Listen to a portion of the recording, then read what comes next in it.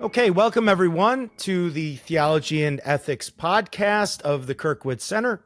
Kirkwood Center is where we connect the best of Christian scholarship with the local church to equip the saints with engaging with the culture. Today on the podcast, we're going to be talking about a new book written by our guest, John G. West. That book is Stockholm Syndrome Christianity, a provocative title to say the least. And so John, I got a copy in the mail a couple weeks ago. Was only able to skim through it, but I took some notes. I think I got a good idea here of where you're going with this. But we wanted to have you on. I think it's an important book. So before we get right into the book, though, why don't you give us a little bit of an introduction of yourself? I know you're a member of the Discovery Institute. We've had several Discovery Institute guys on the podcast before. So maybe give us a little bit of background, what you do, where you work, and then we'll get into why you decided you needed to write this book. Sure. Thank you, Anthony, and thanks for the opportunity to talk about my book and other things. So I'm vice president of Discovery Institute, which is this think tank in Seattle, and I co-founded with philosopher of science Steve Meyer back in the 1990s, a particular project at Discovery called the Center for Science and Culture. So that was sort of a joint idea of Steve and mine, and I've helped run this with him, that particular project, for the last, actually, it'll be 30 years coming up next year. So, right. Wow. But I predated that. I was actually at Discovery before then. I also was a college professor for 12 years, a tenured professor at a place called Seattle Pacific University, which I'm sure will come up in our discussions. And so my background intellectually is my doctorate is from Claremont Graduate School. I guess now they call it Claremont Graduate University in government. And so political science, political philosophy, religion and politics, the Constitution. And then in the 90s, I got interested in what I'd say the abuse of science and scientism on public life and culture. And that's about the time that I got connected with Steve Meyer. And so in our Center for Science and Culture program, I sort of focus more on the culture, the impact of science on culture. And in addition to administering things and sort of guiding and making sure the trains run on time. But So I think that's a little bit about, I'm a native Pacific Northwest person, except for the several years I spent in grad school in Southern California. And I'd say, generally speaking, I come from the Reformed Christian background, with some variations, but so I think that's out of, and my own formative influences intellectually as a Christian early on, talking about high school, undergraduate, and even graduate school, I would say. And I think this is true for a lot of people of my age and generation. The two of the biggest, more contemporary influences were C.S. Lewis and Francis Schaeffer, both quite different in many ways, but both, I'd say, Orthodox traditional Christians, and so that they shared a lot of things too. Well, that's good. Well, we have a lot in common. I don't know if you know this, but Logan works for the Claremont Institute, so we have an associate here. And then I have two children. Let me actually mention on that. So the reason I went to grad school was because of the Claremont Institute. I was a Publius Fellow in 1985, and I worked for the Claremont Institute throughout graduate school. At that time, they had a syndication service to newspapers called Public Research Syndicated with Steve Hayward, actually. And so I worked on that and edited for quite some time. So Steve Hayward, Ken Masugi, Chris Flannery, Charles Kessler. Oh, wow. Yeah, Logan's going to be our man in Washington, D.C. here fairly soon. Yeah, many of those are still there. Claremont Institute, Kessler, so. Yeah. And so Kessler chaired my dissertation committee. Harry Jaffa, who was alive at the time, was also on it. Anyway, so that's great. No, that's awesome to know. Especially with your book, I feel like it is now making sense that there's this, connection with, holding authority accountable, and especially with Jaffa and stuff. Oh, yeah. No, this will be awesome. Yeah, this is good. Well, and then I was going to say, you named two of my favorite authors and apologists, Lewis and Schaeffer. I have two children, one named Clive, the other named Schaeffer. So we can figure out who they were named after fairly easily. Well, John, I think it's the book. First of all, maybe we just start with the title. This Stockholm Syndrome of Christianity. I mean, it's provocative. I mean, it certainly catches your attention quickly. First of all, let's say this. What prompted it, and why this title? What is this? What is it really referring to here? What are you getting at with this idea of Stockholm Syndrome in Christianity? Yeah. So as for what prompted it, I think it was several years of prompting, and so in different spheres of my life. So I think it was partly from the 12 years I served in academia at a historically evangelical Christian university that I would not describe that way anymore, although they're making an effort. Some of them are making an effort to go back a little bit. And so reflecting on, well, why did that happen? Because actually when I joined that university, it was genuinely an evangelical Christian Orthodox university. But in the 12 years I was there, I saw it begin to morph into something else. And then after I left, it really morphed into something else. And so I think that was one thing. In fact, I'd already begun writing the book when there was a formative thing that sort of reconfirmed for me why I needed to write it, was when 70% of the faculty at that, still, they call themselves an evangelical Christian university, over 70% voted basically no confidence in the board because they rejected a pretty simple statement on biblical marriage, that marriage is reserved for a man and a woman. And when you have more than 70% of the faculty of an evangelical Christian university rejecting biblical marriage, how does that work? And I say basically you don't have an evangelical Christian university anymore if that number of faculty. So that's one thing. My time in academia.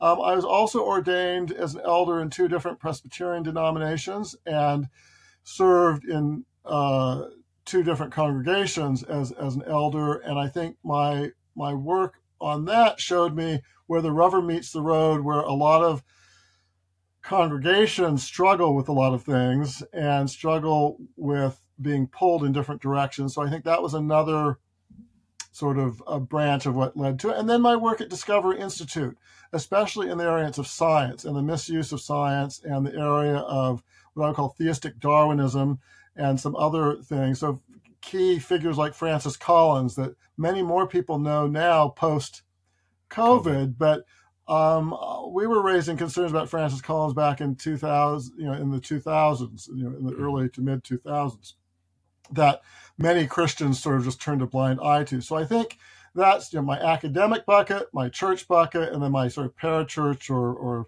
NGO nonprofit bucket. I think all of those, I was seeing things that I was trying to make sense of. And how did I gravitate on this idea of Stockholm Syndrome Christianity as a way of explaining it? Well, actually, it really hit me when I was, sometimes I like to walk and pray, get outside, just makes it easier to clear my brain. And it, this doesn't always happen, so I'm not, but at this particular prayer and walking, it sort of hit me that what I was seeing was best described as Stockholm Syndrome. And so what's that? So infamous from the 1970s, there was this bank robbery in Stockholm, Sweden, where a bank robber with a submachine gun, actually joined by another bank robber, took several people hostage. Okay, that happens all the time. Well, maybe not all the time with submachine gun, but bank robbers do take hostages. But what was strange is at the end of the experience, many of the people who were held hostage ended up expressing feelings of gratitude with the hostage takers, and felt that they were good people, and so psychologists tried to make sense of this, and out of which they came up this idea, which in psychology, I want to admit, is very controversial, and a lot of psychologists probably don't accept it. And so I'm not really passing judgment one way or another on whether this is a valid psychological diagnosis. I'm just saying that the idea is something that actually I can see among Christian leaders. And this is the idea of someone who's been held captive or who, in some sense, abused situations, can sometimes end up adopting the point of view of the abuser or the person holding them captive. And so, well, how does this apply to Christian leaders? Well, I think if you look at Christian certainly in academia, but also I think in the media, in government, in entertainment. Often these people spend their lives either studying under in graduate school or in their early professional lives surrounded by people who pretty much do not have a Christian worldview. In fact, they're hostile to an Orthodox Christian worldview. And I'd say that one thing that can happen from this, it doesn't always happen, but that if you've spent your time surrounded by people who have this anti-Christian worldview, you could end up adopting a lot of their assumptions. And we'll delve down into this more later, but just in one area of, if you're a theologian who has actually studied in graduate programs where the professors reject the historicity of the Bible and make assumptions that the supernatural elements of the Bible can't be true, even if you personally believe otherwise, you may end up adopting their methodologies. And so what I was trying to get at were people that I saw in leadership positions who personally were Christians. They were sincere in their personal beliefs for the most part, anyway, but yet they were adopting these point of views that really were fundamentally at variance with the historic Christian faith. And so, often I think people just say, well, okay, they're sellouts, or they're heretics, or they're this and that. Well, that could be true or could not be true. But what I was most interested in, these people I saw who personally were devout. They attended church. They said they really believed in Jesus as their Savior, believed Jesus rose from the dead, died for their sins. But when push came to shove on a variety of worldview issues, they basically were sounding exactly like the secularist elites around them. Yeah. No, that's good. That kind of socialization process, right? Which I was earlier this year, I was reading a lot of Peter Berger's books, and that kind of comes up. There's this socially accepted knowledge, right, of the culture, and then people have to sort of navigate their personal private beliefs, but those personal and private beliefs may not be accepted by the broader culture. So you're always trying to work in that tension. And I think, as you pointed out, that's especially prominent in the academy. I think that's where it starts, where you get socialized into a certain paradigm or whatever. And, you've, and the other guys at Discovery Institute have been pointing at this out for a generation now, right, of being socialized into a scientific paradigm that may not actually be true, but it is the paradigm regardless, right?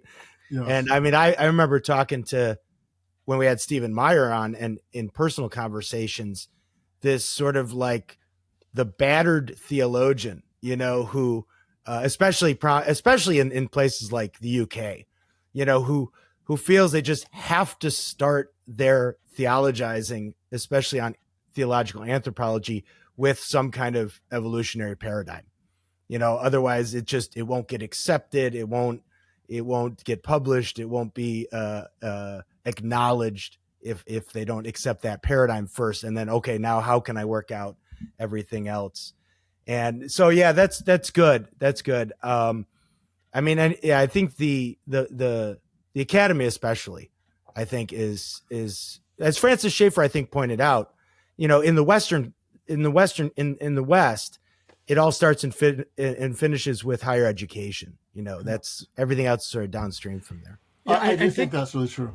Yeah. And it's interesting. We've actually just kind of come through just a little snippet of this, because I think there's a level at which people who are at least circulating in more academic circles, or at least want to be understood as being knowledgeable, there's a shame factor for when you buck the system, when you buck the consensus. So take, for example, the article that came out about Jesus' crucifixion in Christianity Today, right? We just celebrated Easter. John has read this one, I think. Yeah. And it was fascinating that they wrote this article. The author wrote the article that maybe, it seemed that there's a subset of academia who think that maybe Jesus wasn't crucified by nails, but by ropes, because Romans tended to do that, and he has since retracted that, and he apologized. He wrote an article in a second article following up saying, "I'm sorry, I didn't realize that this was somehow calling into question biblical inerrancy, and I didn't think it through." But what he did was he took this idea and he said it was definitely a minority view, but I was trying to explore the academic prospects. And isn't it what my first reaction to that is it's interesting that when you start to focus on your academics, you become less biblical, right? You stop using the Bible to check your academics. You use your academics to check the Bible. So that seems to be contradictory to some degree. But secondly, it was like he was so running down this path that he never even thought to examine this in a biblical framework. And he said it's actually a very minority view. This wasn't even a majority of scholars' view, but I thought it was interesting, so I went to explore it, and all of a sudden it turned into this thing. And it was kind of interesting to see this idea happen kind of in real time, so to speak. And what's more fascinating to me, and maybe we could talk about this at another time, Tony, is none of the editors at Christianity Today caught this. I mean, I can understand a person getting excited and going down a rabbit hole, but this is why you have editors at a magazine. And so my question is, how contagious can this be among these circles when you start to quote academics, you start to quote celebrity pastors, you start to quote people that you hold in high regard, and all of a sudden it feels like everybody just wants to get in line. I'm glad you brought up the Christianity Today episode, because although I'm not going to retract what I just said about people being sincere, because I think they largely are, but there does raise with some of the gatekeepers, how shall we say it, it's not always sincere. So I don't know the author in question who wrote that piece. I don't know him personally, but I read both the initial piece and the following one, and I found his follow-up article far less than candid. Let's say the earlier article, to say, well, I didn't know that this raised questions for inerrancy. In the first article he wrote, part of it says, oh, the Bible doesn't teach that Jesus was nailed to the cross, which is not true. But then buried in the article, it says, oh, well, yeah, the Gospel of John does. But, the Gospel of John was written way later, and maybe they were basing it on more recent ideas of what the Romans were doing, and so they didn't get it right. So I'm sorry, either he doesn't know what he's writing, or he's being disingenuous, because the earlier article was explicit. And so his so-called apology, I don't think, in one sense, okay, that's good, but it wasn't an honest apology, because it didn't own up to what it actually did. But let's go even further. My biggest issue with that article in Christianity Today was not that they covered this person's views, and it turned out to be a pretty left-wing academic who he was actually lionizing, and on other issues, on LGBTQ issues, you name it. This was not exactly, he was at an evangelical Christian college, but was not really an evangelical academic based off of his record. But it was that the reporter, this was supposed to be covering this idea, didn't reach out to any more traditional scholars, of which there are loads, to actually ask for their input. So the piece was really propaganda. It was one-sided. And let me add one other layer with Christianity Today. And no one's talked about this yet, but they should. Last fall, and Christianity Today says, oh, we didn't know. And you're saying, what were the editors doing?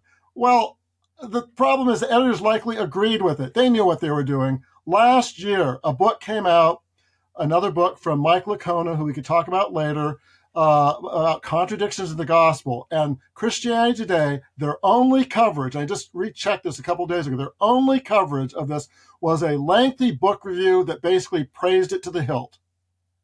There was no coverage of the problems this raises for not just an evangelical Christian, but a conservative Catholic or Eastern Orthodox view of the scriptures.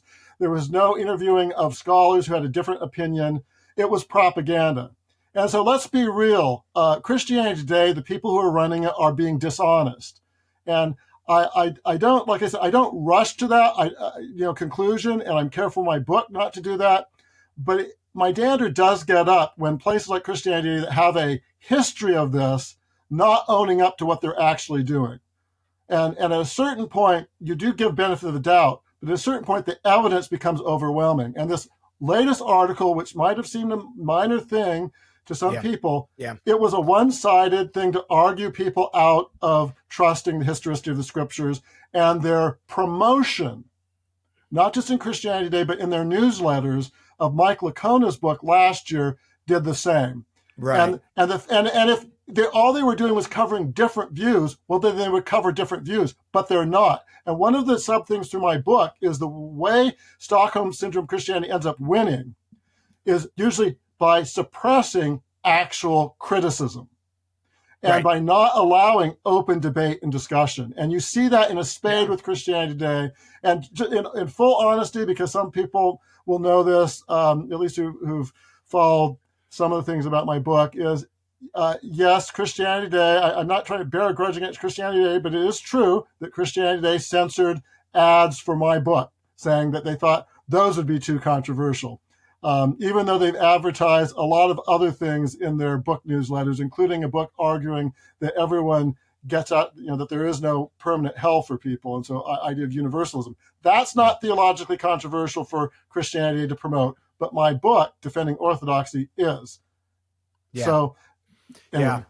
Well, you make a that's point, right. I think you make a point in the book that you say that there is a time to be genteel and he goes, this is not that time anymore. We're at red line, right? We're at a crisis point, and we need to call a spade a spade. You actually write that in the beginning of the book itself. Yeah, but I am careful. Can I just say I do think that, but I do admit that what I just said with Christianity goes further than what I usually like to do, in that I think a lot of the people who I write about with Stockholm Syndrome Christianity, I can't see into their hearts, and it's not about that. It's about whether their views are actually consistent with the historic Christian faith. And they may be the most devout, personally sincere people, but still wrong. But I have to admit, Christianity Today, in their recent coverage, goes beyond that, because just an honest reading of that article, it was a one-sided thing, and it directly did challenge the historicity of the Gospel of John, and not to admit that is morally culpable. I mean, and then they're saying their one-sided promotion of Mike Lacona. And so Christianity Today says that, we respect inerrancy of the scriptures, but when they're acting the exact opposite, and not even, they can't defend themselves by saying, we're just covering different views, because they're not actually giving the traditional view. Different views. Yeah, right. No, that's right.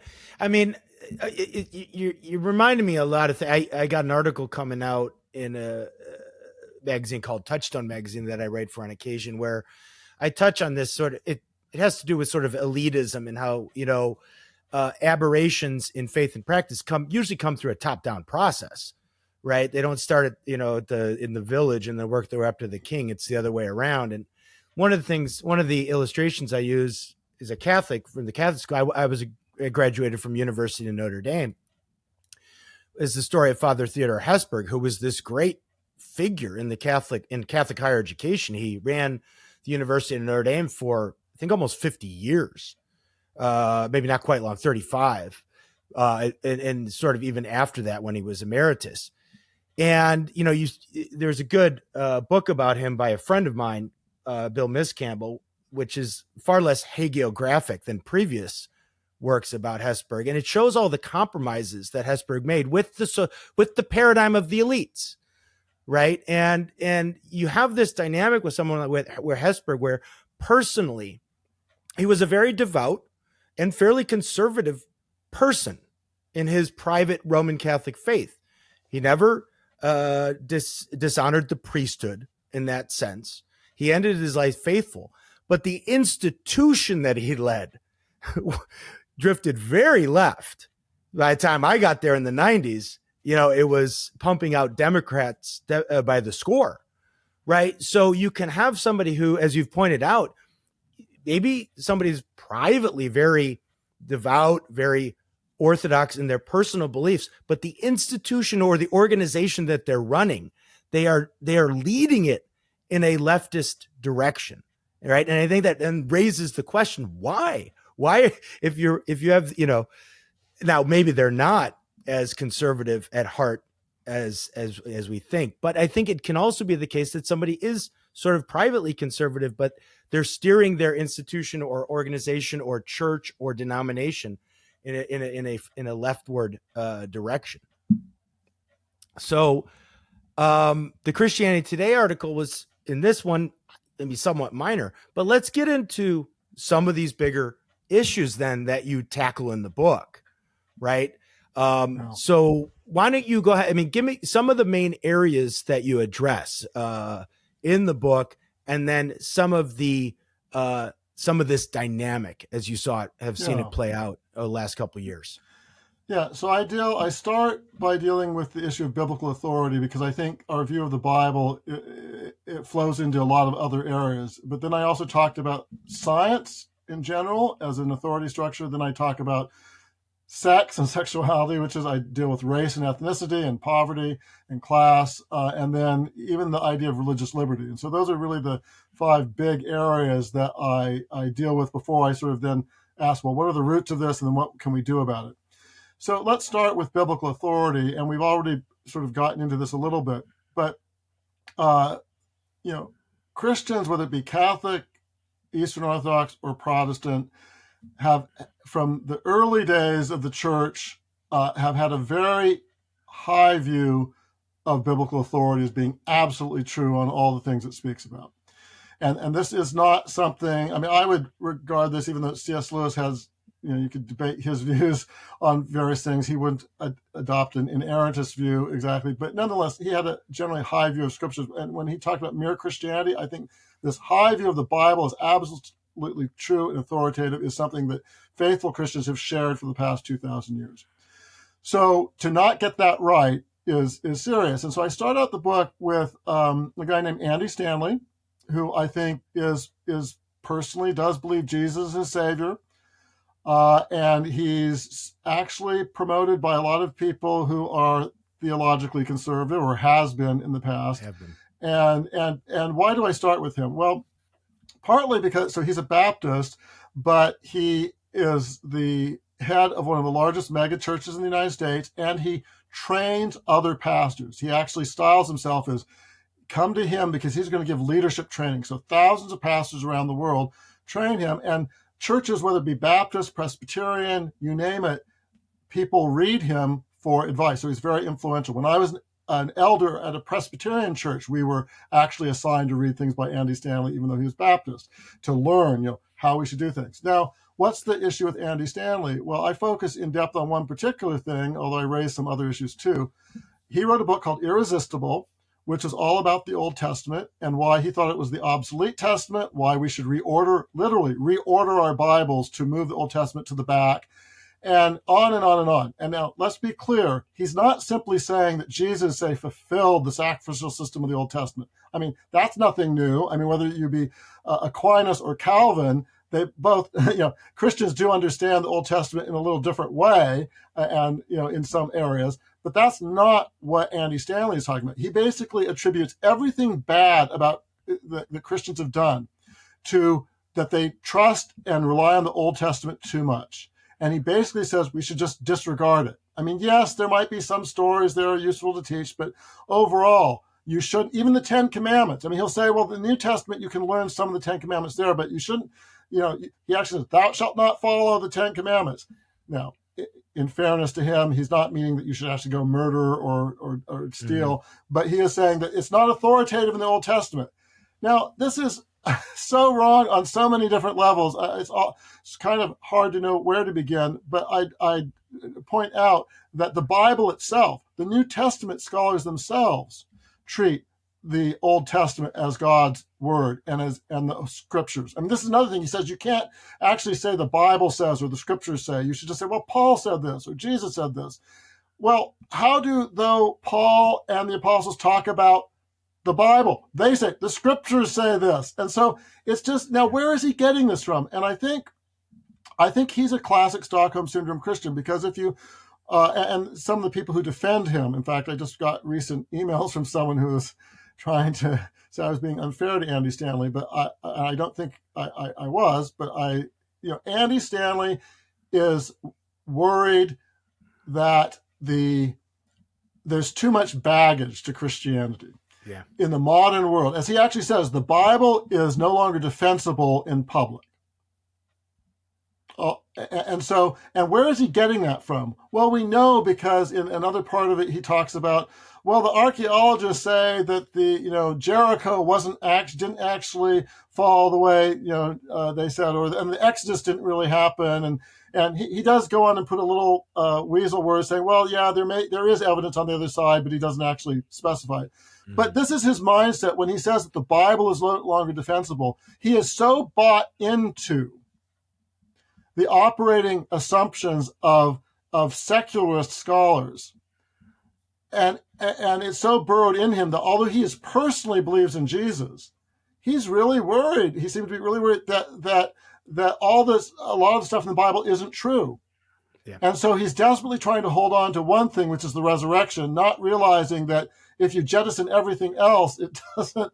There's not a lot left there. And in fact, the very same reasons that you would use to object to the resurrection, it would be the same reasons why you would be objecting to the Old Testament. He doesn't seem to get. But I think he genuinely has bought into the worldview of these secular scholars as if they're true.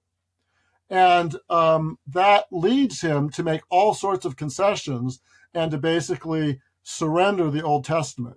And I think that's the gift that keeps giving. Now, of course, he's gone on to become very wimpy on issues of sexuality and other things, and I'd say issues of religious liberty. But I think the starting point is he abandoned the Bible and thinks it's not defensible, even though he personally is identifies with Jesus, believes Jesus is his Savior. I think that's sincere. He has bought into all these secularist mindsets. I think someone else, here's where it also matters. And this is the guy's name who you're not really allowed to talk about, because if you do, you get all sorts of people irate. Mike Licona. Mike Licona is a professor at Houston Christian University. And I feel for Mike Licona because in his own interviews, he's talked about how he has struggled with doubts throughout his life. And so I feel for him on that. And he's done some good work. He defends the resurrection. That's good. That's a good thing to defend. But he has come out with beliefs that are really incompatible, I would say, with a traditional Catholic, Protestant, or Eastern Orthodox view of the Bible. And his view on the Gospels are, he says this in his books, the Gospels are like Hollywood movies that are inspired by true events, but the script writers basically change the details, the situations, put words in people's mouth, all to for their own agenda and message. And so, is that the view of what the traditional view of Christians? Right. And in fact, let's be clear. Okay, there have historically been some areas the gospel writers give a bit of a different point of view. Some give information that others don't. There are very few cases that might seem to be actual in tension with each other that you might need to explain and harmonize. And so I'm sympathetic with people who are grappling with that. But that's not primarily what Mike Licona is talking about. He's basically searching for problems that don't exist. Let me give you a concrete example.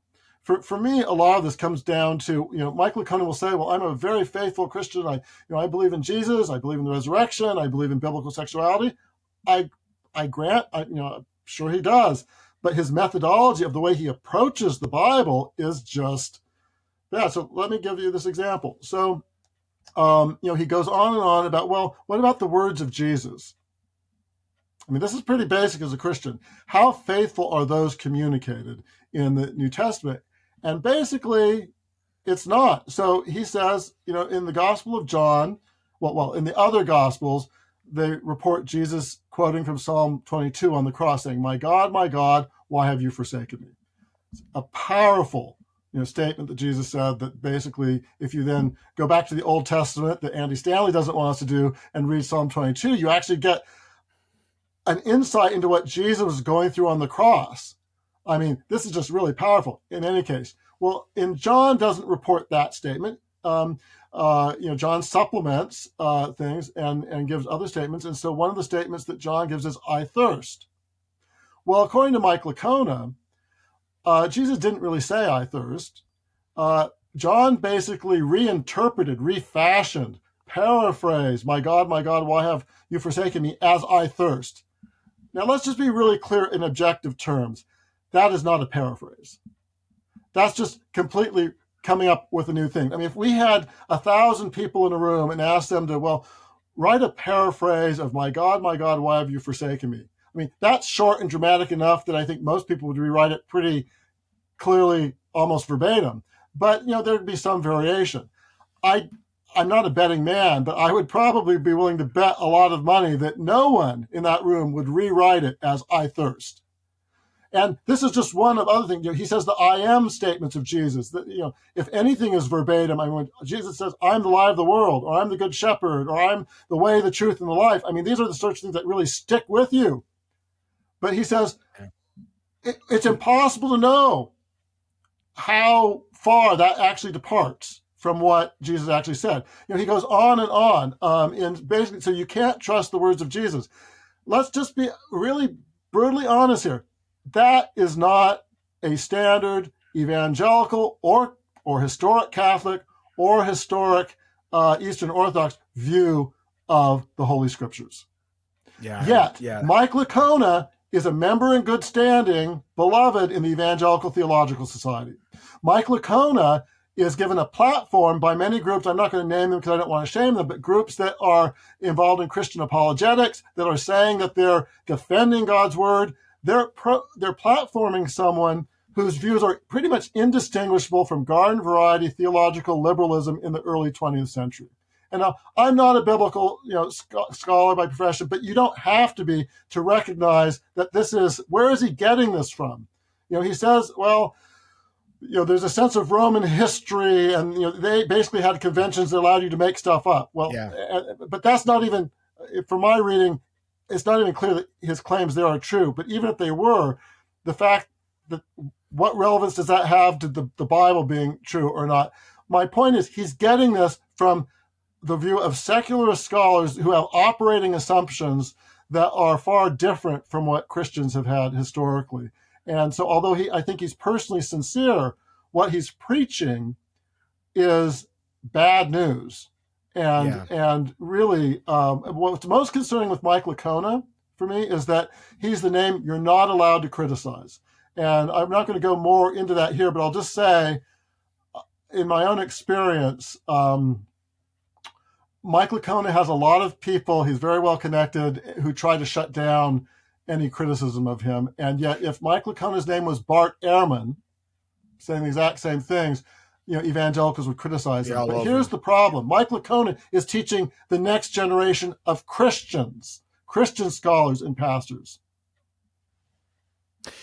Well, John, you'll probably be pleased to know that we've had Bethel McGrew on this podcast several times. So we have at least been open to criticisms on this podcast of Mike Licona and especially his recent work.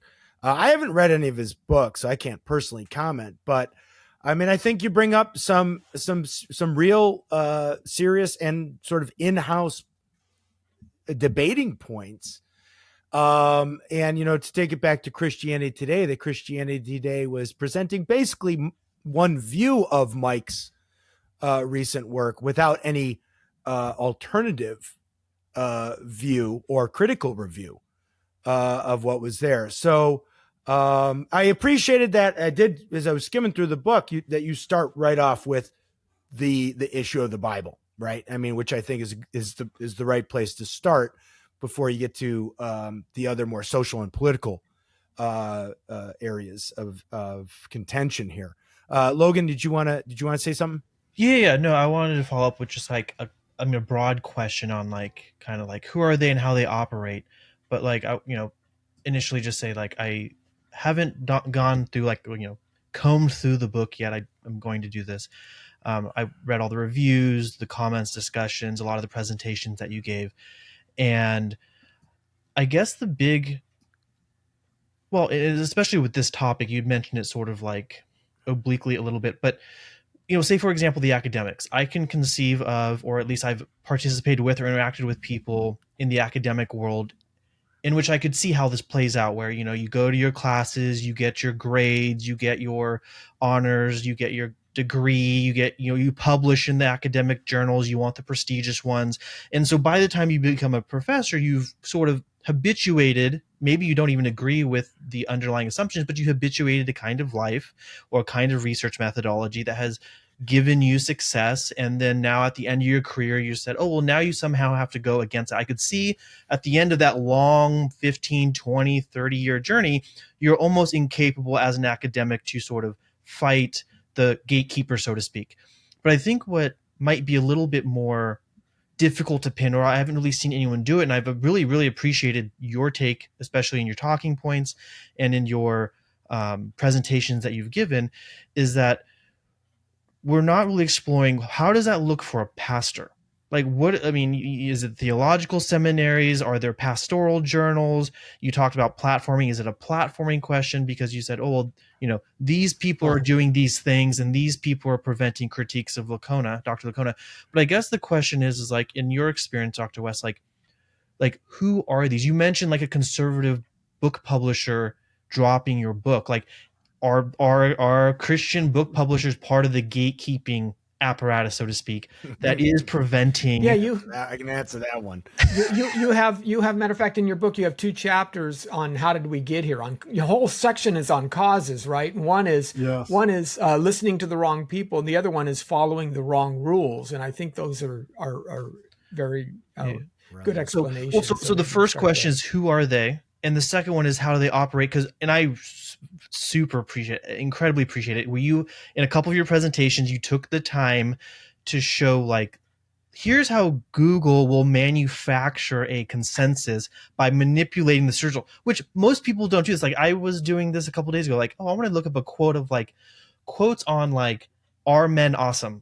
And it was just every single quote was about how men were not awesome and how women are awesome and they've been ridiculed and destroyed by men. So I'm like, okay, people should just go to Google and just see how they're creating content. So I guess the second question is, if we know who they are they operating more like Google, where they're just sort of manufacturing consensus, or are they more like bludgeoning, where they're like actually actively behind the scenes pulling opposition away, like you mentioned with Christianity? Like, we're just not going to interview these people. So I think it's a mix, but let me say that the fundamental issue, I think, is the one that I deal with in the chapter on the who are you listening to? You know, how are you getting your information sources? Yeah. Because in my own personal, I'd say, of the people I've known that I'd say are pulled towards Stockholm Syndrome Christianity, and I actually sort of inquire with them, well, where are you getting this information, or what are you relying on? They're going to a certain set of sources that really is only giving them part of the truth, or sometimes they may not even be giving them the truth at all. And so, and often people are just not really discerning. And I remember discussing with one person, this was not a pastor, although I've had this discussion with some pastors, but just a friend that I knew. And, you know, where was he getting his information? Well, he trusted the Atlantic. Okay.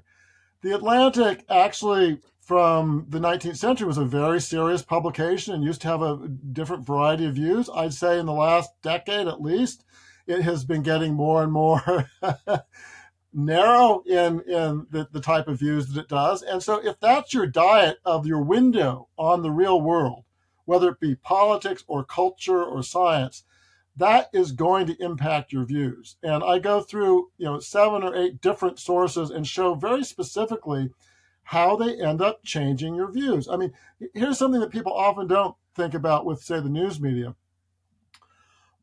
So let's say what you read, no matter what the outlet is you trust is absolutely true. But that's not all that's happening in the world. One of the biggest functions of the media is what is called, and I studied this when I was in journalism school before I got my PhD, when I was an undergraduate journalism student, the agenda setting function. You know, when you say, just go report the facts or the most important things that happened in the last 24 hours, well, important according to what standards? At one point in American history, major newspapers in major cities carried reports about the sermons that were taught in the biggest churches. Now you might say, well, those aren't as important anymore.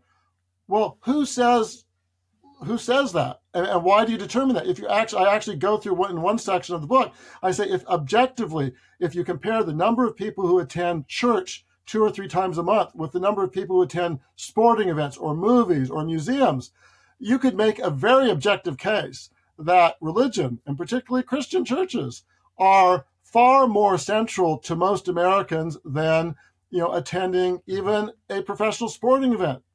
Yet most newspapers, news organizations have huge sections of daily coverage of sports.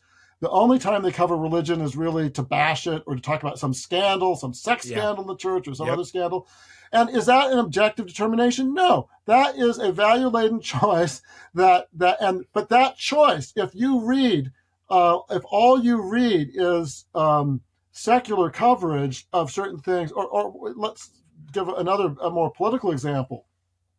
If all you read is violence against pro-choicers or women, and there's nothing about all the torching of churches and pro-life clinics, well, your view of what's happening in the world, your view or your willingness to believe that, Christians as a whole have a problem with intolerance because you have all these outlandish, harsh pro-life protesters who are engaging in violence because that's the only thing you've ever heard, and you're not hearing the other reality. I mean, I'm getting it. So it's not just fake news or falsehoods, it's the selection of things. Yeah. And in my experience, many Christians don't really understand that. And Google is one example. They think, I'm just going to get a list of the facts. They're on crisis pregnancy centers. I talk about in the book. I've just redone this a few weeks ago. You type in crisis pregnancy centers, the first hits that you get, in fact, the first one that you get, even in places like Brave, it's not just Google, these supposedly better, DuckDuckGo, the first hit you get is a group that actually is attacking crisis pregnancy centers as fake women's health centers. Right. It has a deceptive headline, and you go there, and that is pretty much the first hit in even so-called conservative or less biased search engines. And so I say, to be forewarned is to be forearmed. And so if you're talking about how this actually works out in practice, yes, it's who you study in college and graduate school, but it's the overall culture of being shaped by bad information sources and not being intentional enough to diversifying. Now, how intentional is this? Is this some conspiracy or something? Look, a lot of it is people are going with, well, this is just the truth. Well, and I've engaged in journalists from the New York Times, the Washington Post to CNN over my past 20 years at Discovery Institute. And so I've seen these people. A lot of them are sincere. Some of them are not. But, they're going after their operating assumptions. I remember actually with one reporter who was grilling me on my support of intelligent design and grilling me on my personal religious beliefs. And I said, well, why is that relevant? Because I'm giving you evidence on this, regardless of what my personal religious beliefs are. I'm making these arguments. And but people want to know. And so I said, well, are you going to ask, because they were going to interview someone named Eugenie Scott at the National Center for Science Education. She's since retired from that group.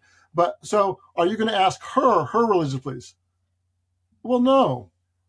And I said, well, why not? Well, that's not particularly interesting question. No one's asking that. Well, I said, I'm asking you. You go and ask her that. Then come back and ask me, and I'll talk about my religious beliefs.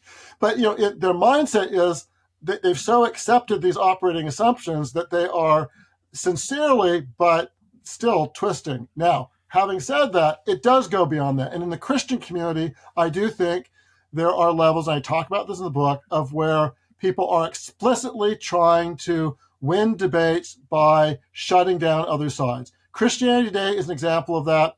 The platforming of Francis Collins by the CCCU, the CCCU is the main group of Protestant evangelical Christian colleges. They invited Francis Collins, at least, I think actually numerous times, but at least once, to basically lecture their college presidents and others on why theistic evolution was right, why intelligent design was wrong, and they would not invite someone on the other side. InterVarsity Press, that in the 1990s and early 20s, and I debated about whether to name them, but I ended up in the book.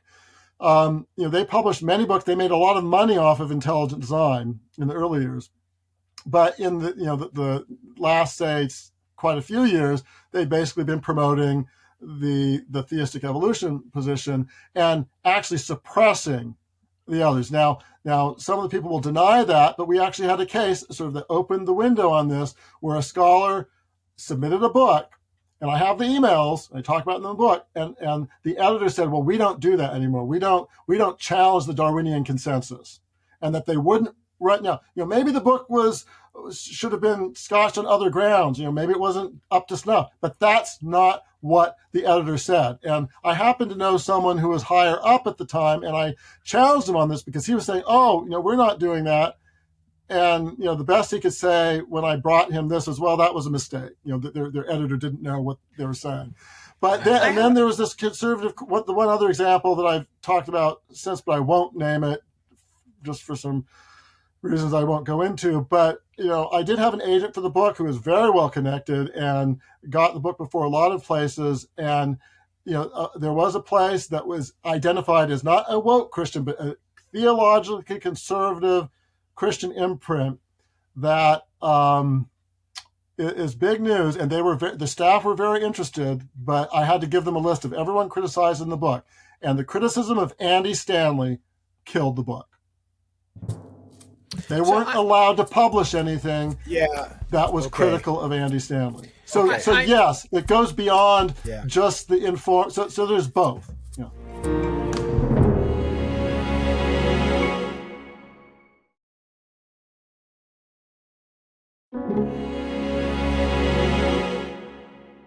So there's obviously, for some folks, there's obviously an economic motivation or something to that. We can't slay our golden goose.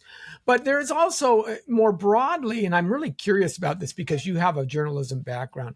Lee Strobel talks about the time when he was writing, for the Chicago Sun-Times. And in the newsroom, they used to have a sign that says, if your mother tells you she loves you, check it out first, right? That was the imprimatur. That was the ethos of journalism, say in the 60s, 50s, 70s, things like that.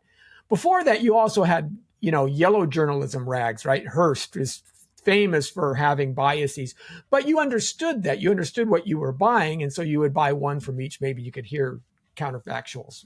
But nowadays, I feel that the newer generations who come up into journalism don't feel that unbiased reporting is something to strive for. They feel that there is a moral impetus on them to project just one view and sell that just one view. And that's tainted both across secular lines, but Christian journalists are still coming out of basic journalism schools and basic journalism teachings. Do you think that there's something there that's different today than there was, say, even 100 years ago with the yellow journalism issues? And if so, then, I know that we've pointed to alternate media, like social media, like blogs and things like that. But even Douglas Murray has just recently gone on Joe Rogan and said the problem is that anybody who has an opinion can get up here, and you're not trusting the experts to be experts. So it's a pretty complicated issue, and I'd love to hear your thoughts on it. You're exactly right. It is a complicated issue. I do think there's something different. When I was in journalism school, actually in the mid-1980s, I'm dating how old I am, as an undergraduate, you could already see the change because we were being told that this idea of objectivity or being unbiased was a myth, and that our goal was to hold people accountable, which meant for a particular point of view. Not to give both sides, to determine which sides were worth giving. And so I saw that even happening then. Now, there was a little bit of a difference between older journalism professors at the secular school I attended and younger ones. The younger ones were the ones who were most pushing this view. The older ones were a little more wedded to the earlier view, but you could see in real time. So I can actually see how why this change might come across. And I would say that really, in my experience, dealing with media people for the past 20 years at the highest levels, there are still some who do have the, let's verify, let's ask tough questions of everyone. And I actually respect those. I will, give credit for where credit's due.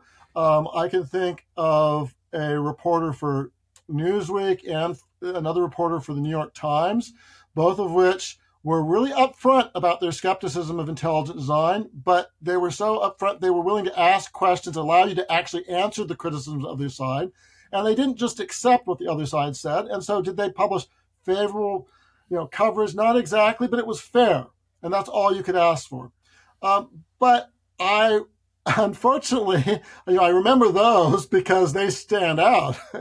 Right. But I remember so many others that didn't. And in fact, just for anyone who deals with the I guess, I don't know what we call it, the establishment news media now, just a bit of advice. If a reporter comes to you, especially at the national level, and pledges about just how fair they are and how much they want to share the story, run away. Because it almost without fail, if not without fail, reporters who make those claims, and I've had it even at Fox News, because on some cultural issues, Fox News is not very, very good. They claim, oh, I want to be fair and balanced, or I'm going to do this. They're lying to you. Whereas the best reporters I've had were those who actually, to my face, were willing to say, well, I'm skeptical on this. You say this, but what's the evidence? Because they don't have a completely pre-written script. They're actually wanting to get the evidence. So there is a dramatic change on that. But you point out, rightly so, that any sort of free-for-all also raises problems. But I guess what I'm pointing out is that this idea of if the gatekeepers are corrupt, that's not the great alternative. And so many people who attack the free-for-all are saying, oh, well, so you need gatekeepers. Well, yeah, you do. You do need experts. You need this. But so that's why we have to rely on this. No, that the reason we have the flourishing of all sorts of news sources is because of how corrupt the gatekeepers have been. Now, I do think this means that people need to be discerning. And in one part of the book, actually at the end of the chapter dealing with the media and these other information sources, I talk about the Bereans in the Bible. When the gospel came to the Bereans, what did they do? Did they just say, oh, Paul or Peter said it, I'm going to accept it? No, they compared what they said to the scriptures, they discussed it. And so I do think that what people need to do is when they find the other alternate sources, they need to do some discernment. They shouldn't just accept what anyone posts on X or Facebook for that matter, or go to any tabloid journalism on the other side that just pushes all their buttons. They need to do some investigations and try out and maybe read some things on different sides intentionally and see how accurate these other sources are. And then, I do go, and I'm not saying I'm the be-all, end-all, because I'm not, but I do offer at StockholmSyndromeChristianity.com in the resources section, on the section on the media, a lot of different potential sources that I think are fairly reputable. I also note some of their criticisms on some of them. So I do think that people do need to be discerning. And I have seen, frankly, there are some worrying trends, even among Christians, who imbibe some stuff that goes in very dark directions because they haven't used discernment. There's a really good book. It's a little dated. I think it was written in the 60s by Jacques Ellul called Propaganda, the Formation of Men's Attitudes. It's a dense read, but I think that is a seminal book on trying to understand how mass media works. At the time, of course, what Ellul was writing, there's no internet or social media. So if anything, the problems only got exacerbated with the new technology. But I would definitely recommend that. I mean, one thing, so we've kind of, in one sense, you could say for a lot of these gatekeepers, say the gatekeepers, one motivation for trying to lead their institutions, their organizations, their outlets, their platforms in the direction could be something like ignorance. They're living in a sort of social, to use Charles Taylor's term, a social imaginary that they think they have to sort of get in line with because they have not exposed themselves to the alternative arguments, the counter arguments, the alternative sources, etc. So they may be genuine in the sense of they're leading the flock where they think truth lies. But then there are other motivations that are less maybe genuine and more disingenuous, right? Than just sort of ignorance.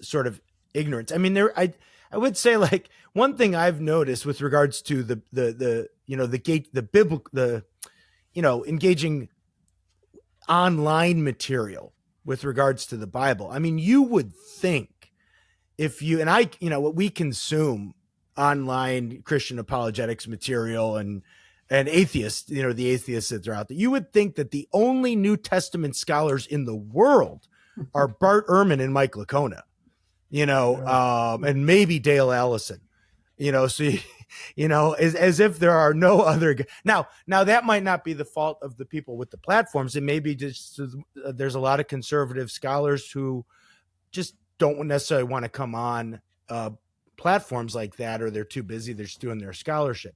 But there is a bias there, right? I think, Lydia McGrew has been upsetting that apple cart a little bit recently, at least with regards to New Testament scholarship. But yeah, it's okay. Yeah. Yeah, I think you're right that for some people are doing this out of ignorance. Some people are doing it because they're true believers in what they believe, and the other stuff is nonsense, so they don't want to give it a platform. But I'll say, actually, and I'm speaking specifically about the evangelical Christian community, a lot of the gatekeepers in the evangelical Christian community,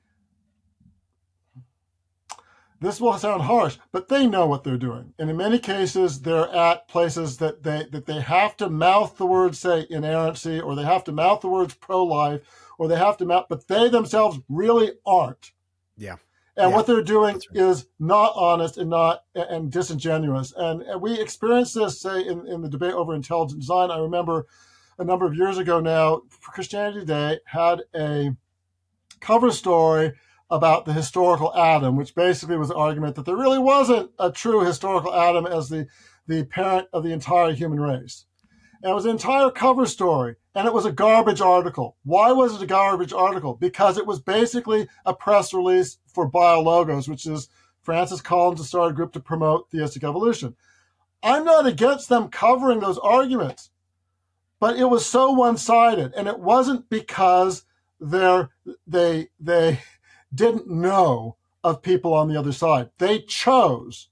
The author chose, or the editors, maybe it was cut out, chose not to interview the people on the other side and to make a one-sided article. And so, I don't know Daniel Silliman, who is the person who wrote the most recent thing about the nailed to the cross, or Jesus not being nailed to the cross. But I find it extremely hard to believe that neither he nor any of his editors knew that there would be some other scholars out there who would be, defend the traditional view. And frankly, if they didn't know, they should have known on this. For a genuine reporting, you would want to find out if there were. So I think that, I am discouraged by people who always jump to that, well, someone is morally at fault or a wicked person because they don't believe how I do, and I think that is a danger, and I have seen that, and I have to try to guard against it. I'm not perfect at all, so some people think I'm being super judgmental here, but there also is a case where people are where it's just so clear that they're not following their own stated standards, that they're being hypocrites with their own stated standards. That you do have to say that there's something more going on here than just innocence. And let me give an example, not in my book. In my book, you mentioned, I start with the Bible, and then I deal with science. We get into some of these other things, cultural or political. My book, in my view, is not about politics. So Megan Basham wrote a book that was very controversial, called, which I like, actually, and I've defended, Shepherds for Sale, that does focus on a lot of political things. I chose not to do that because I thought there was some more fundamental issues. But I want to give one example she gave from her book. And this is, teasing out, how do you tease out whether someone's being just ignorant or they're sort of being willful in this? Right. There's more. She had this brief critique of Gavin Ortland, who is someone I don't know personally. And before her book, I really didn't know much about global warming. And this is not something I'm taking a position on in my book. I don't cover it. But she pointed out that he gave this video presentation that was really one-sided about global warming catastrophism. And then I went and watched what she was writing about myself, not just based on her reports. I just because he objected.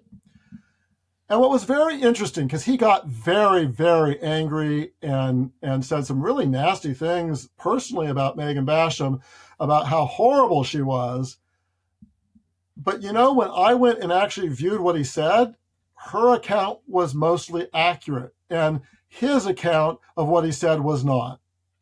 I mean, it's a fact that the video that she was critiquing, and she was critiquing it as she was pointing out that there are other evangelical voices out there, like the Cornwall Alliance, with Cal Beisner, and that so there are a variety of views, and why weren't those represented? If all he was trying to do was get people to engage this issue, why was it so one-sided?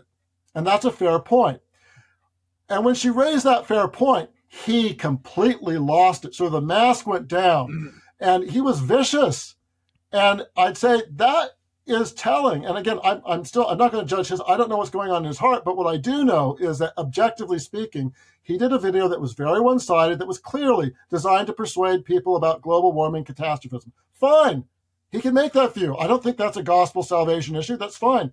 But when he was called out for it being one-sided, he went ballistic.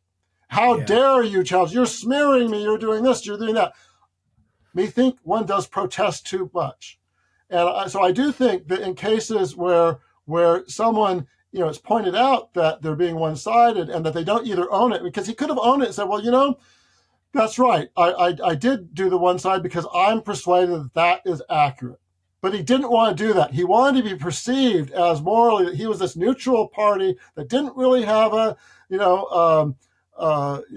stake in the argument, and that was called into question when it was pointed out that what he did was so one-sided. And I will say for myself, in the evangelical Christian subculture, this is going back to when I was at Seattle Pacific, and even my work with Discovery, there's this evangelical nice, which means that, to people's face, you say one thing and then you stab them in the back. And it's not healthy.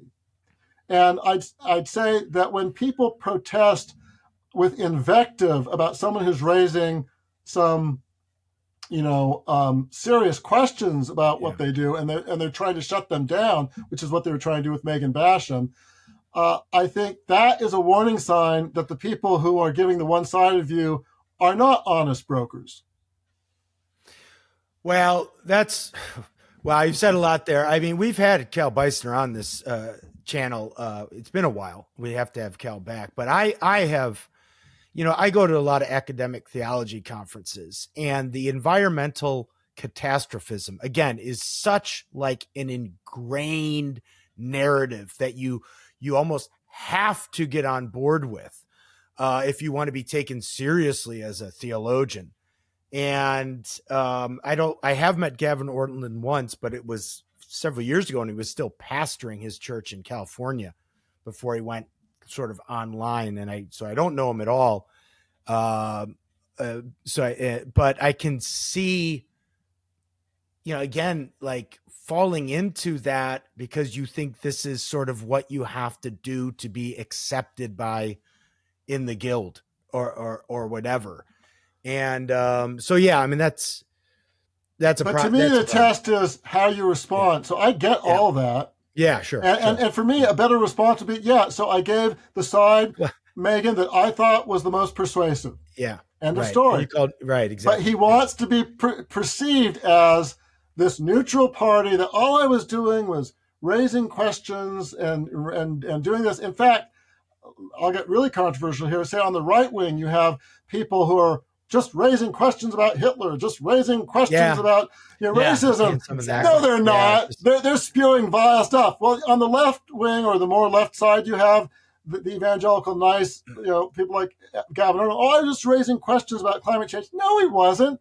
So own up, mensch up with your, what you're actually arguing. And then when someone actually points it out, to respond with invective about them. And this is also this evangelical nice. I do think we should be civil, but I also think we need to be honest. And where I get my dander up is when someone claims the mantle of civility. And I saw this when I was a college professor, internal dynamics. The mantle of civility and love that wouldn't allow anyone to criticize in the most civil manner possible.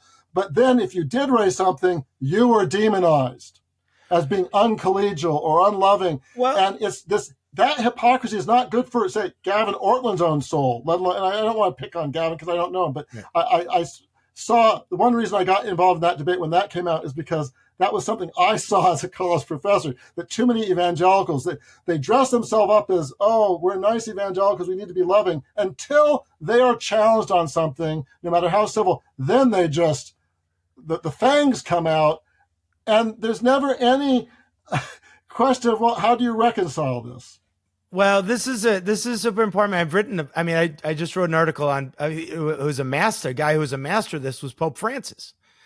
I mean, people believe Pope Francis was, this sweet, harmless, tolerant, just a gentle soul, but everybody just scratched the surface. And behind the scenes, he ruled.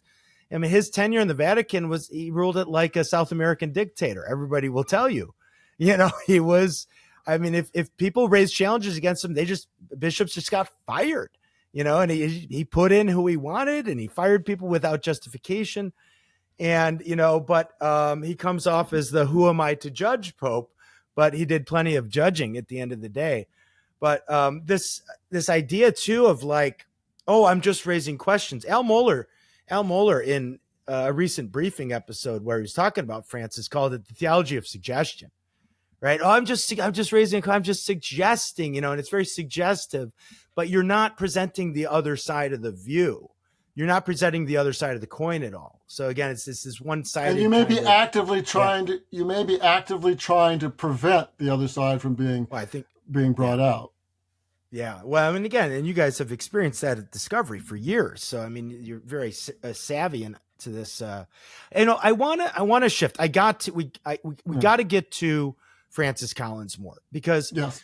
It's one thing if it's Andy Stanley or some other pastor, Tim Keller, I think is in the book, David French, those guys, because you can always just shut those guys off. If you don't want to listen to them, you can always leave their church.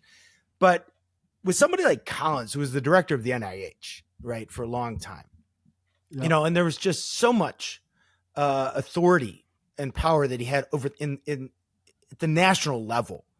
Right. And with COVID. So I want to land on, because he was such a source of information and authority for so many evangelical leaders.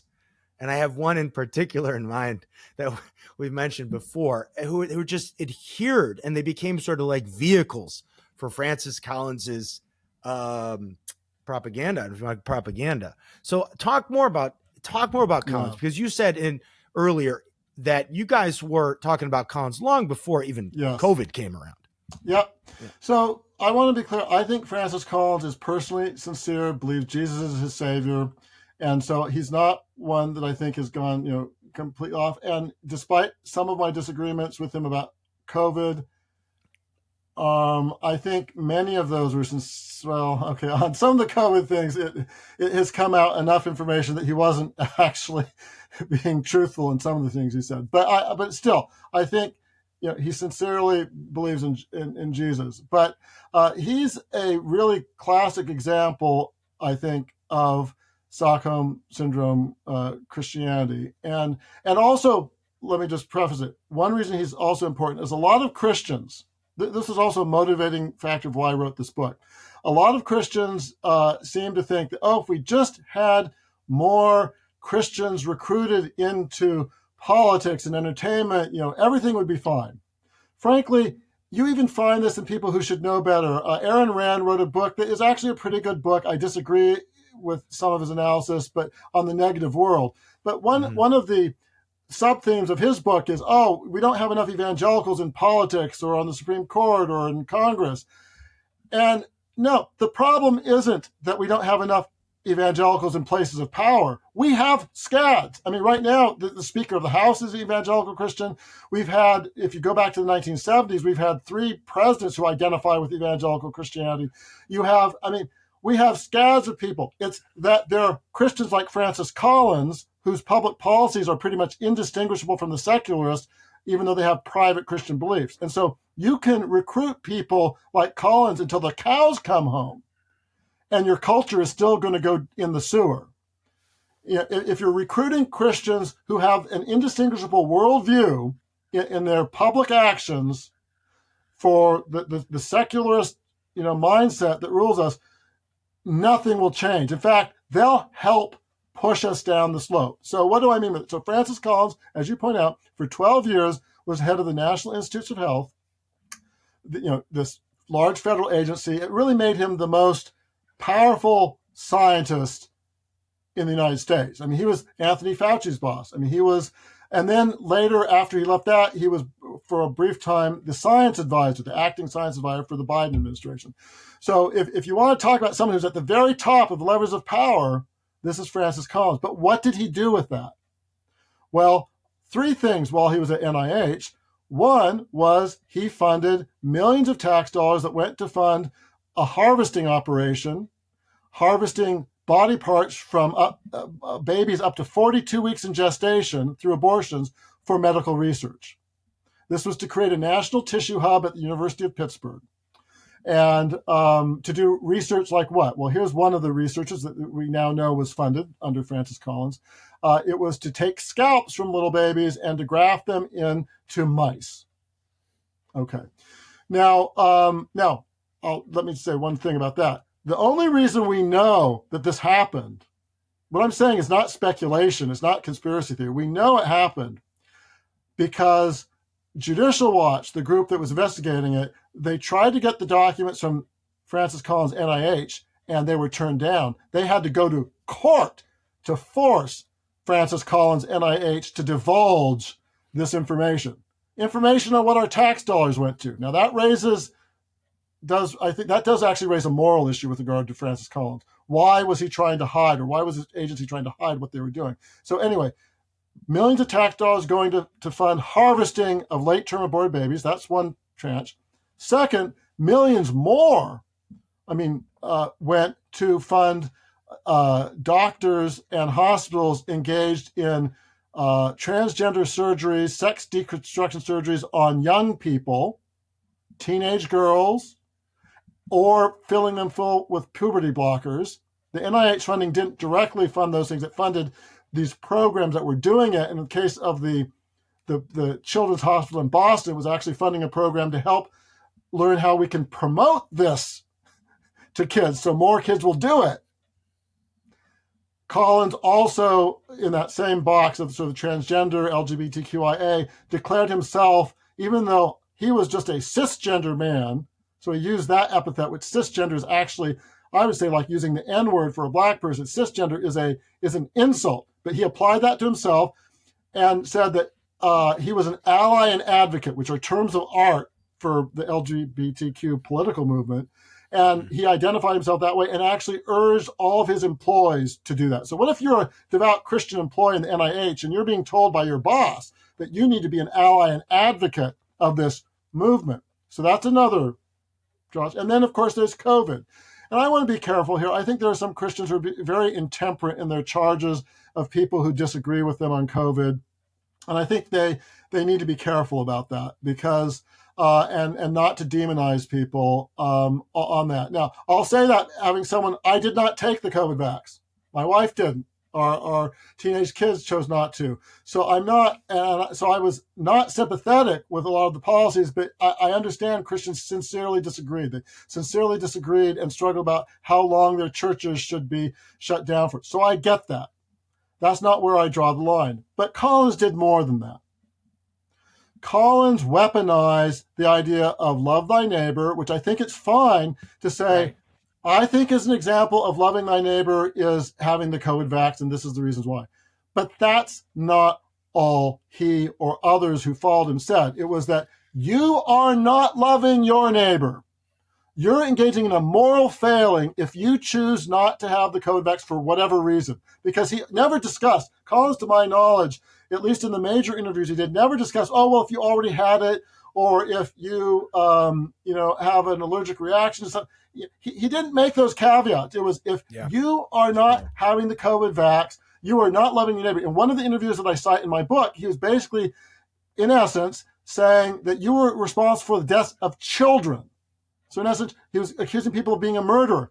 And I think that, and you mentioned David French. David French is a big one on civility until you're on the other side of him. And this is just hypocrisy.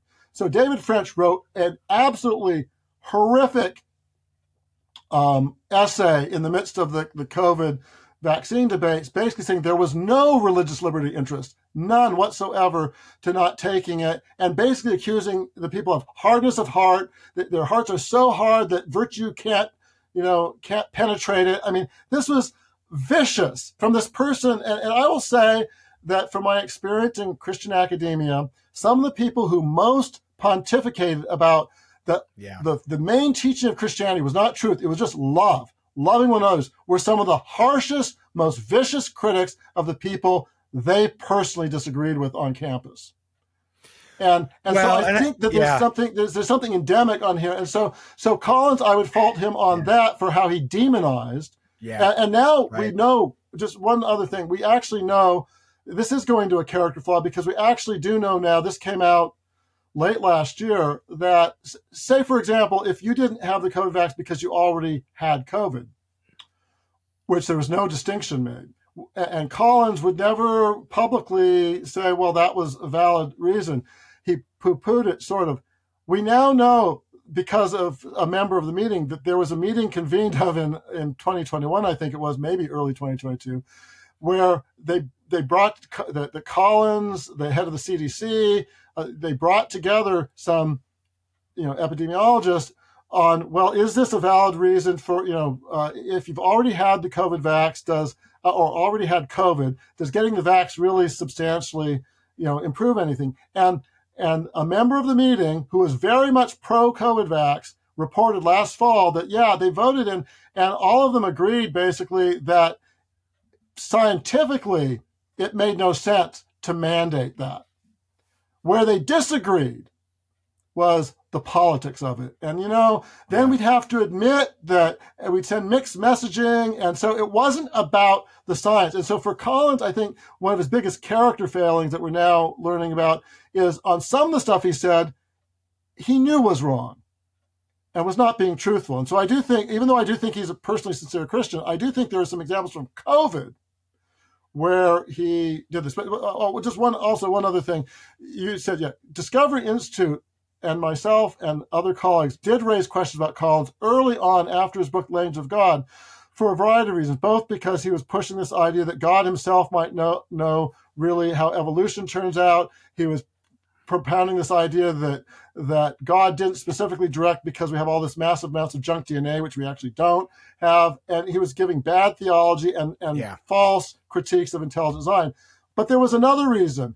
And many of the Christians, including pro-life Christian leaders who promoted Collins, didn't bother to read his appendix to the Language of God, where he makes very clear that he's not willing to say that life begins at conception. And he had a track record before NIH of legitimating eugenic abortions of handicapped infants. And Discovery Institute was virtually the only place that brought this out before he was appointed to NIH. And I can tell you that we were, in a way, blacklisted for even raising that, because how dare you criticize this vibrant brother in Christ leader? Yeah, right. Our great evangelical leader in the high positions in the I know. No, I mean, I want, there's two things I want to say quick. One is, and I didn't read Aaron Wren's book. I have met Aaron. I haven't really talked to him much. I've only met him once, but I agree with you. This idea that we just got to send more people into these positions of authority, power, influence. It often just goes the other way. We send people in there and they just become, and I don't get into all the pressure, but they just start towing the line. And then what you have is an evangelical face on the same exact set of policies and procedures and pronouncements, right? Which is actually worse, I think. And the saddest epitaph on the public career of Collins is Slate and Science Magazine writing these articles. I quote one of them, actually both of them in my book, where they praised Collins. They said, we were skeptical because he was this evangelical Christian, but then he ended up basically doing whatever we wanted and promoting embryonic stem cell research, COVID, whatever. And so we should have been happy, for that, because if he helped basically defang the pro-lifers and stuff, Great. Right. If I were Collins and I got that kind of blessing, that's the sort of thing of sackcloth and ashes. You tear your clothes out because you're being praised for basically carrying water for these very anti-Christian views.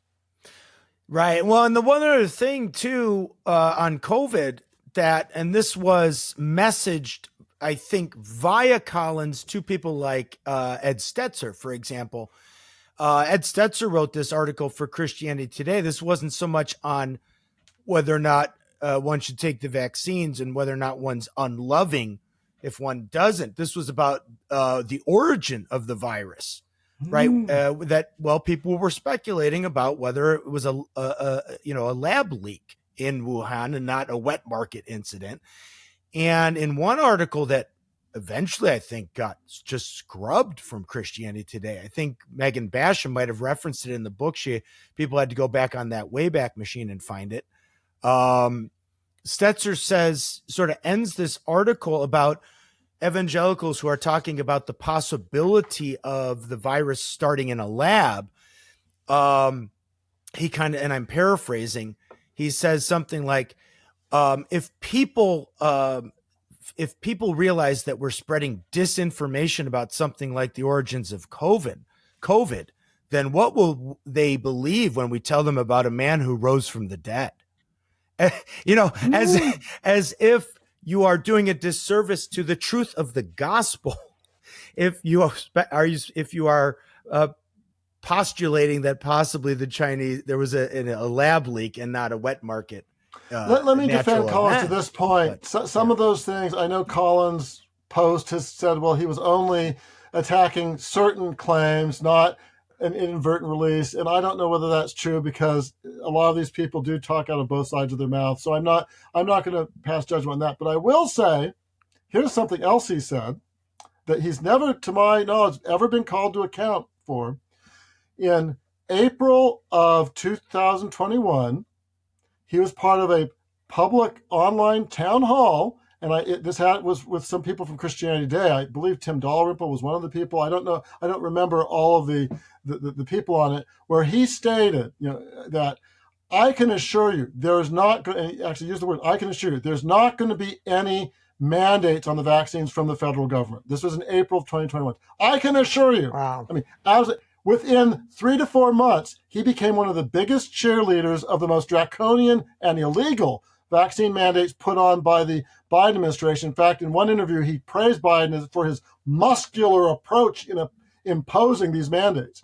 And to my knowledge, he has never been asked or never subjected himself to the question of, well, you said this, Francis, you made your public pledge, and then within 3 months, you did the exact opposite. Might that not be one reason that people are now not trustworthy of science authority? Because he wrote this book trying to rehabilitate himself last year, The Road to Wisdom, where he basically rewrites he actually now starts to engage in climate change as a big issue, and he tries to bash intelligent design again, and he tries to rewrite sort of the COVID thing. But nowhere does he actually address his own culpability. So what I just said, there's no really easy answer. On the lab leak, he'll say, oh, well, I meant this or that or the other thing. But here he publicly made a promise. And then within 3 to 4 months, he did the exact opposite and actually championed draconian government mandates. And so this is another actually warning sign of, say, Stockholm Syndrome Christianity. It goes, it's not just media, it's figures who aren't willing to engage seriously with their critics. And this is actually what we found in the intelligent design movement.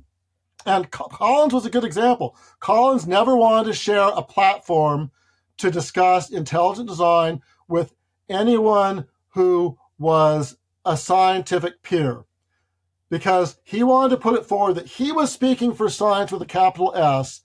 And so to platform someone else who has equal credentials, who could raise serious questions that he would then have to answer, he was not willing to do. And that also means that when these forums I talk about and expose in the book that he did with BioLogos, with Tim Keller, that they were funded millions of dollars to bring evangelical leaders to give them one side of the debate Yeah. But how did Collins describe this public? Well, I'm promoting dialogue. But it wasn't dialogue. He was promoting monologue. He wanted private meetings where he could hold court and with theologians who didn't know anything about science. So he could say, I know you have your theological views. This was the basic message. I know you have your theological views about how to interpret the Bible, but you can't promote a flat earth. I'm telling you that's equivalent if you're questioning Darwinian evolution. So you have to find a way to reconcile it. That's the dialogue. A real dialogue would have been to bring in Steve Meyer or Michael Behe or whomever and say, give different sides and then allow the theologians to ask penetrating questions. He didn't want to do that. And so what we saw in COVID, where he also wouldn't answer tough questions and continually stigmatized people who were raising objections. And, I remember his earliest interview for pro-COVID vax was with Russell Moore, and he berated and promised people that no, these vaccines aren't putting a chip in your brain, like we're not in cahoots with Bill Gates to do that. Okay, give me a break.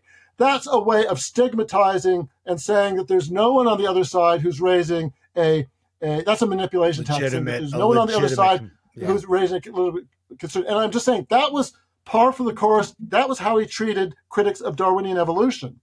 And people like Tim Keller, my primary criticism of Tim Keller, enabled it. So you had the people who are promoting the one-sided Stockholm Syndrome Christianity, and then you had all the enablers. Like a Tim Keller, who knew better. At least when pressed, they would say they knew better, but they gave platforms. Why is Francis Collins so influential among Christians?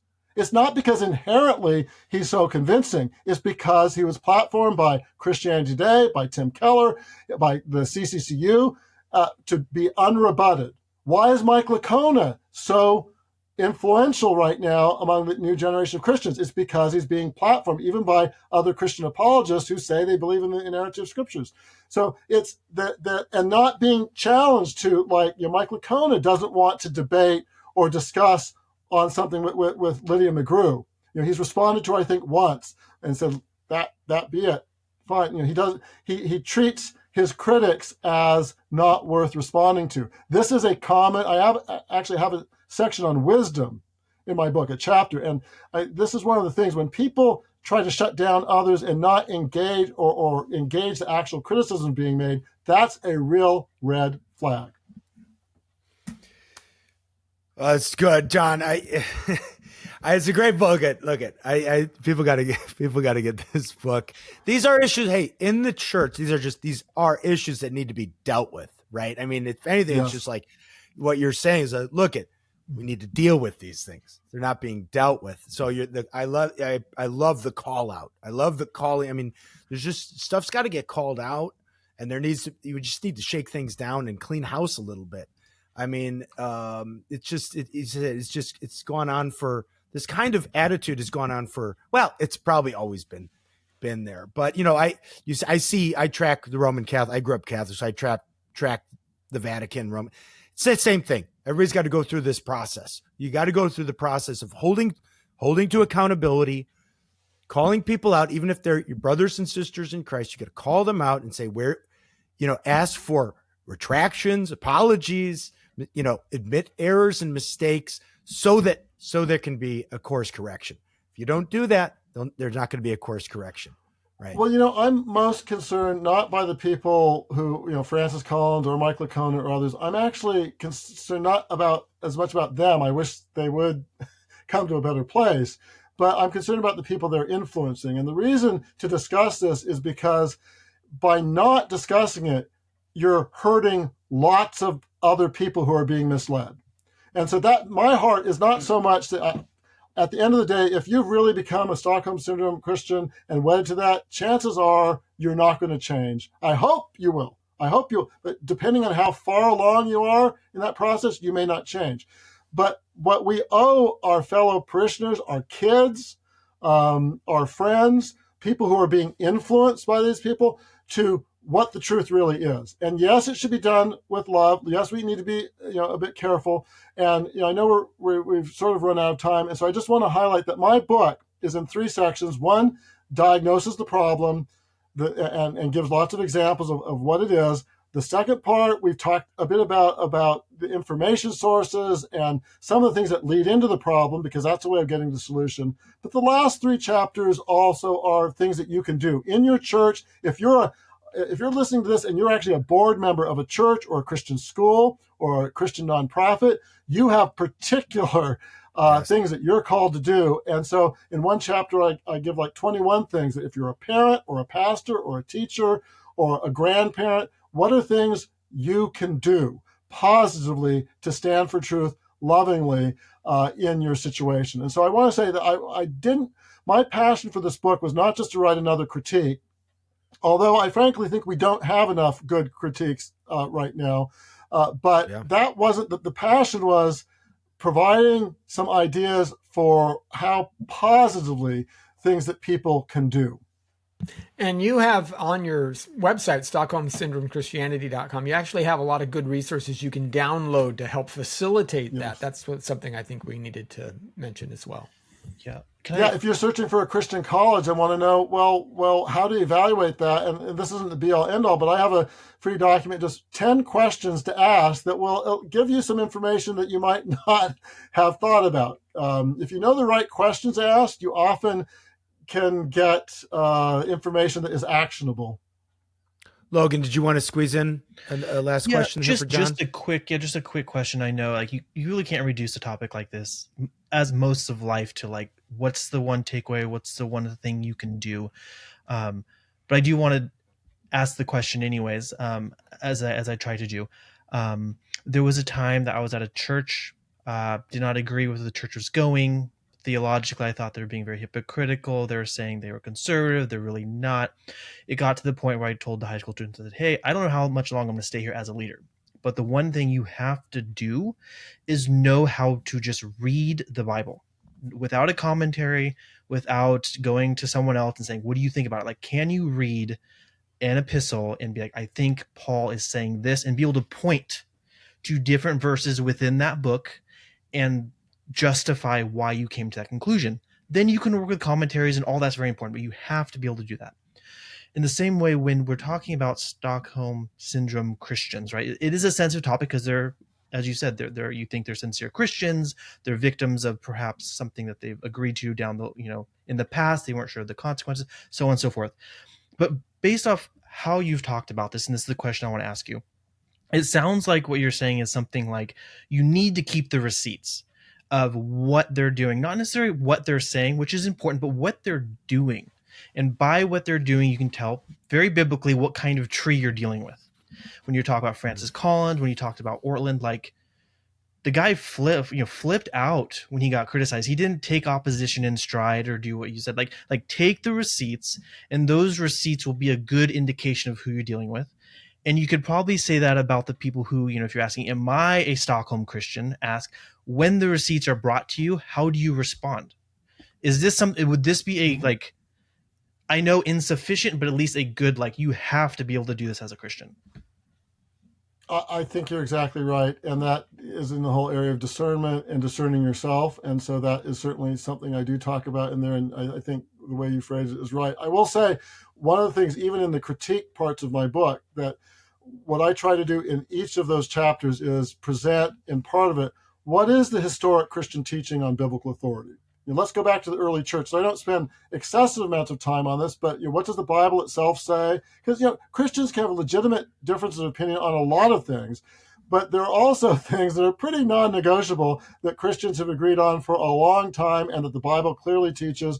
And so whether it be science or race and ethnicity or sexuality or the ability to practice our faith, I think the Bible and the Christian tradition does have a mainstream, solid teaching. And so I do try to provide, some grounding in that, because I do think that will help you when you start to experience some of these things and you compare it and say, no, this isn't right. And like I'm not one willy-nilly that says you should leave a church for a drop of hat. In the last church that my wife and I were at before our current one, we were there, and I was in leadership. We were there for 18 years. But at a certain point,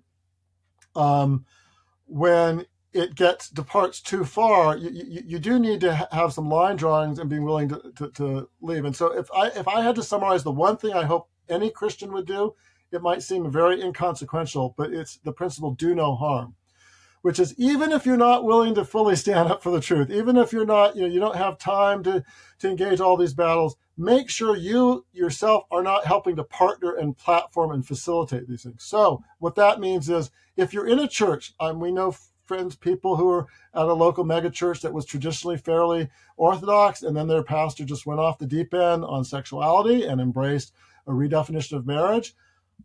Too many of those families stayed there because why? Well, our emotional connection is here. It would be hard to leave our small group. And so they kept right on writing the check.